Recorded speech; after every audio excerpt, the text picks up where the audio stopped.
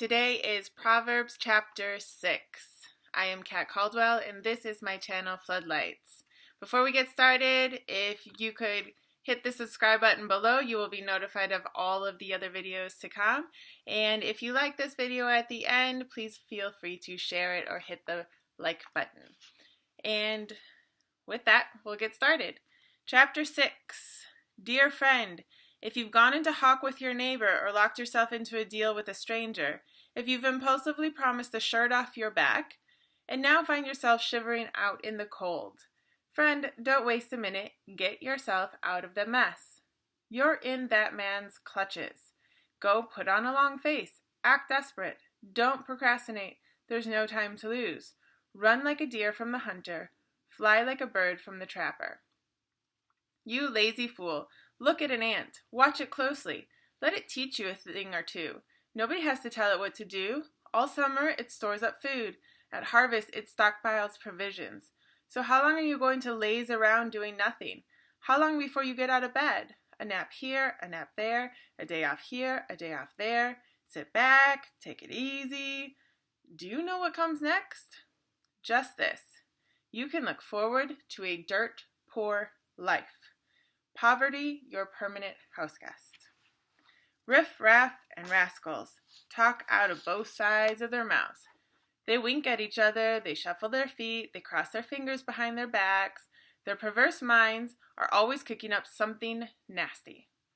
Always stirring up trouble. Catastrophe is just around the corner for them. A total smash-up, their lives ruined beyond repair. Here are 6 things God hates, and one more that he loathes with a passion. Eyes that are arrogant, a tongue that lies, hands that murder the innocent, a heart that hatches evil plots, feet that race down a wicked track, a mouth that lies under oath, a troublemaker in the family. Good friend, follow your father's good advice. Don't wander off from your mother's teachings. Wrap yourself in them from head to foot. Wear them like a scarf around your neck. Wherever you walk, they'll guide you. Wherever you rest, they'll guard you. When you wake up, they'll tell you what's next. For sound advice is a beacon.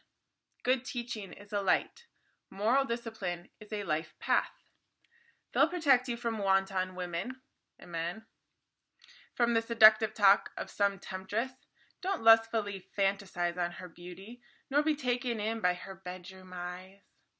You can buy an hour with a whore for a loaf of bread, but a wanton woman may well eat you alive. Can you build a fire in your lap and not burn your pants? Can you walk barefoot on hot coals and not get blisters? It's the same when you have sex with your neighbor's wife. Touch her and you'll pay for it. No excuses. Hunger is no excuse for a thief to steal. When he's caught, he has to pay it back, even if he has to put his whole house on hawk. Adultery is a brainless act, soul-destroying, self-destructive. Expect a bloody nose, a black eye, and a reputation ruined for good. For jealousy detonates rage in a cheated husband. Wild for revenge, he won't make allowances. Nothing you say or pay will make it right. Neither bribes nor reason will satisfy him. So there is definitely a lot in this chapter. And again, just like I said yesterday, King Solomon is talking to young men specifically, but as our culture has changed and women find themselves sort of being told that they can go out and have sex with whoever they want, this definitely applies to young women, and the warning of adultery, the warning of going out and just not caring really who you're hurting when you are getting with someone. I think that Hollywood and our society puts a big emphasis on you being able to do whatever you want to do, that you have to take care of you, you know. You're the only one that matters. Well, your actions have a ripple effect on people, especially in adultery. The other thing that's really interesting about the opening of this chapter, and then it comes sort of back to it again, is you've got to do some stuff for yourself. And speaking specifically to Christians on this, I see a lot of young Christians, girls that I help just in life, or getting, are just recently saved and trying to get to know God more and sort of trying to walk in their salvation now instead of how they used to live before. Salvation saves you from a life of sin, from your sin. You are going to heaven when you die. You have declared Jesus as your Savior. But it's not a magic pill. There are certain laws that you can walk in. And Proverbs definitely shows you that path to walk in, that formula to walk, seeking wisdom. But you have to do it. Again, you have to go out and seek wisdom. In the beginning of this chapter, if you've gotten yourself into a bad deal, if you have promised something that you can't fulfill, if you've taken on a job that you no longer want to do, or you don't think it's right, or you can't do, you have to get yourself out of that. God can open doors, but he's not going to just telepathically tell that person, not to expect you to show up, or not to expect the money you said that you're going to pay, or whatever.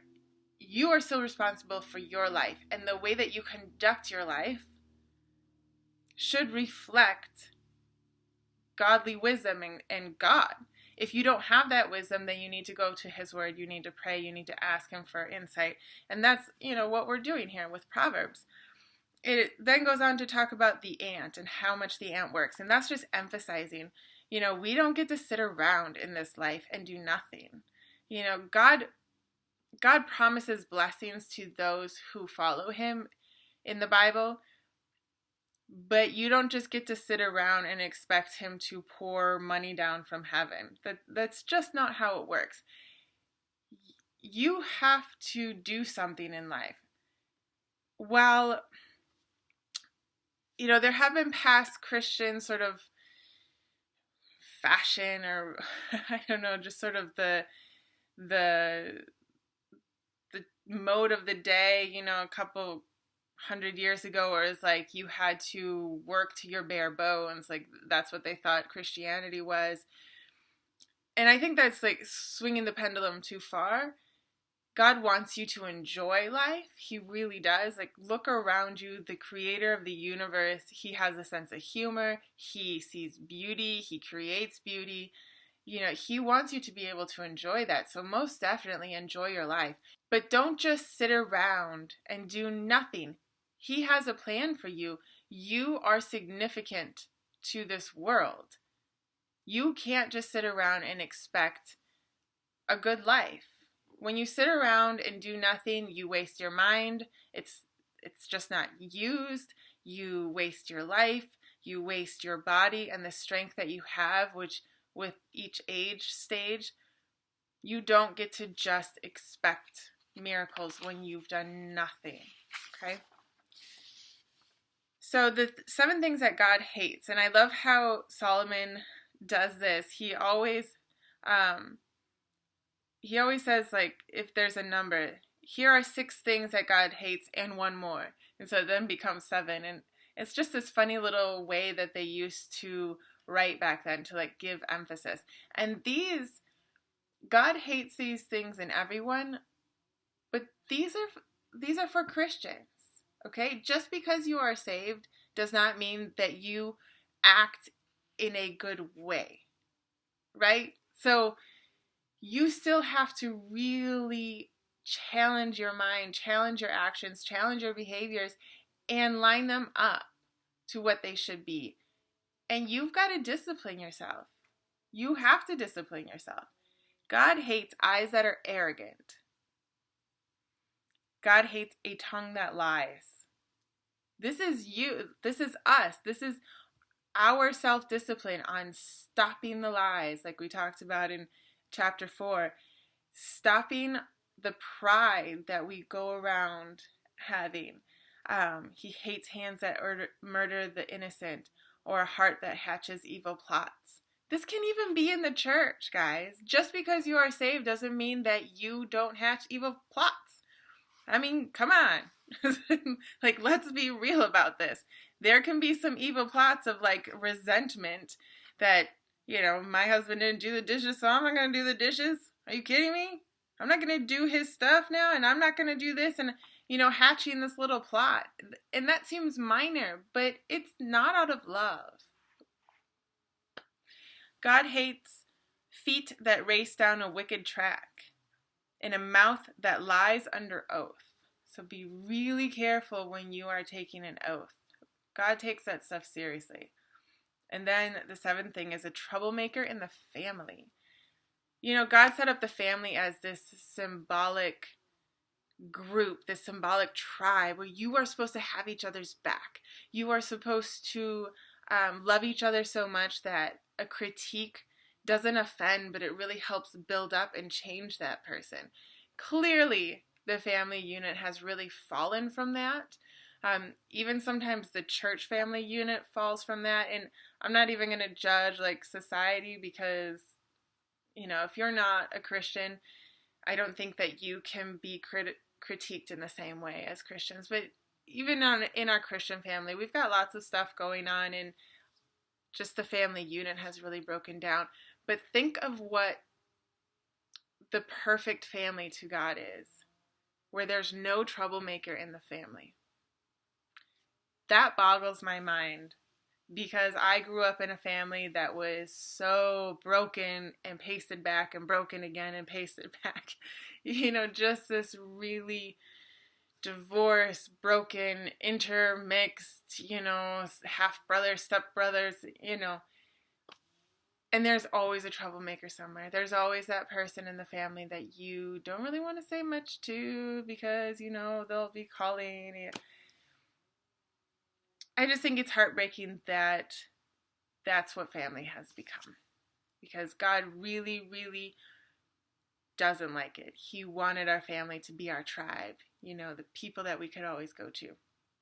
So if you have that, good for you. I definitely have that in my husband now. And we are working to build our tribe with our girls. But that is your daily dose of wisdom for today. If you want to go over it again, this is the Message version as usual.